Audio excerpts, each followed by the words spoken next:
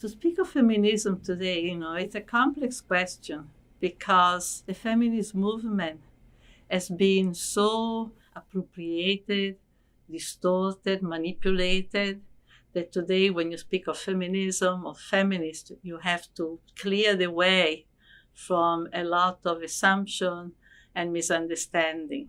So to me, feminism, it's a political position that is very much connected to a certain understanding, a certain viewpoint, a certain history of struggle.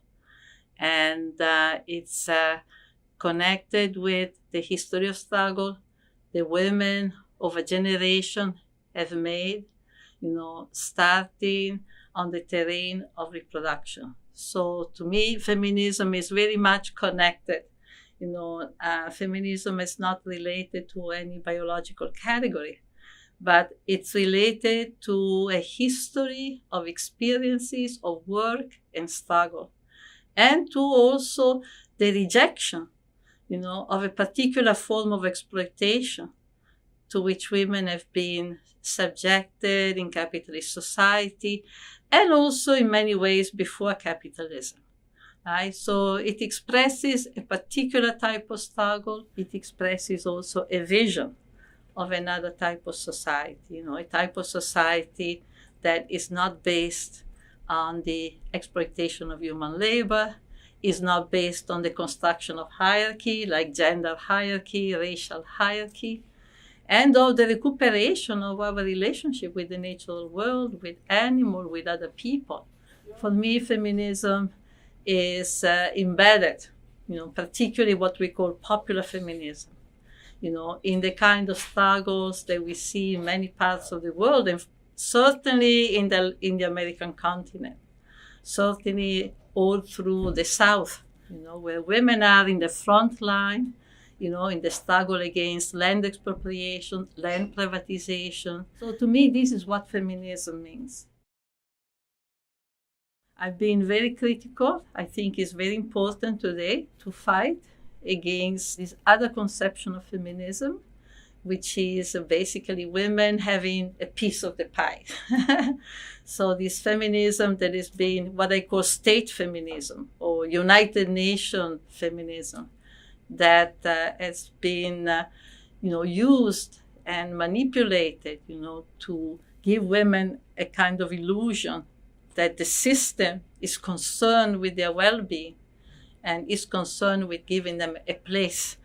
And in reality, has used feminism and the whole idea of emancipation through labor to basically, integrate, women into the machine, the capitalist work machine, exploiting the desire for autonomy to basically extract a huge, immense amount of cheap labor and recruiting women in millions and millions of maquilas, in millions and millions of factories and cheap work that in fact are destroying women's life and women's soul. We really need all the time to clarify what we mean by feminism and to fight within this appropriation of the feminist agenda. When the women's movement began in the early 70s, in a perhaps confused way, but many, many women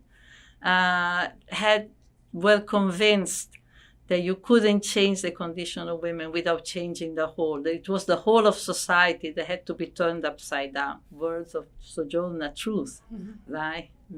But that is tremendously has changed. And so that's why the confusion today. So it's not the feminism of equality with men, or it's not the feminism of a better share of the capitalist pie, whatever that is, or the feminism of women joining the army and now having the right to kill.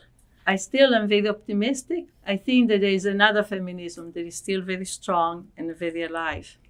And we saw it in the 8th of March in places like Spain or Argentina, where millions of women had gone into the street saying "Ni una mena," no to the violence against women. And these demonstrations were very impressive because they were very intergenerational. I saw a lot of young women and older women, and in Latin America also very multinational. I think for the first time, a lot of Mapuche women. There is a feminist movement that is now very multinational. Be very careful with this social media. I've been very critical for a long time, of the position that says that, now we have this social media and Twitter and all of this, and they're bringing us together. They're really helping us move along the revolution. I remember there was a time when they used to say that Twitter or Facebook created the Arab Spring. And I've been very, very critical, because when we see what's behind, this technology, we see that this technology are really, they are the expression of the heights of capitalist power. When we see the results of this technology, how it is used, we see the far from uniting, it divides people, it isolates you. My message is a real mistake to think that this technology is what is empowering us. The word empowerment. That this technology is an empowering technology. What is not seen is that there is another wealth. There is a social wealth that is lost, is forgotten. The social wealth of the coming together, the social wealth of creating a kind of a social fabric where you connect with people in your community, you connect with the people that you're doing work. And there's something also that I think is very detrimental to politics. This fetish about digital technology and the social media. It's created an illusion that that because you can communicate, with China, or you can communicate with places far away, that somehow, you know about these places. That because you have a little bit of contact and you can read here and there, and in reality, when you begin to travel, when you go with people, when you see the situation with your own eyes, you see how far different. So it creates a distorted conception of reality.